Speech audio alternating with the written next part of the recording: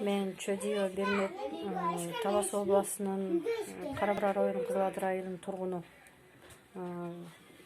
Саламатсызбы, урматтуу Сооронбай Шарипович. Мен сизге кайрылып жаткан себебим, мен 5 балам бар. Жолдошум дагы инвалид 3-группадагы. Менин үйүмдө 3 майып бар. Кызым жана балам жана жолдошум.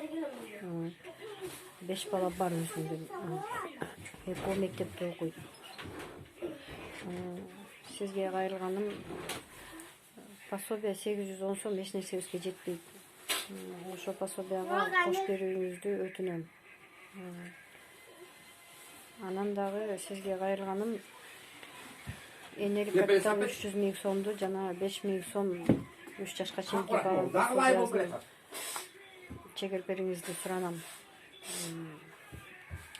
Жана ошондой эле кайрылганым сизге, биздин мектепте рекетирство деген нерсе бар эле. Менин балдарым окуйт эле мектепте. Анан кийин барганы 1-2 эле күн, калган күндөрү мектепте окубайт, барбайт, качат.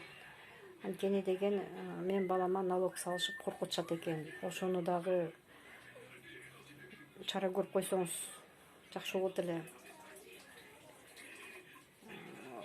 Жана биздин ооруканадагы жанагы биздин үй бүлөдөн 1,5 ооруп барса дагы акчаң болсо карайт, акчаң жок болсо карабайт.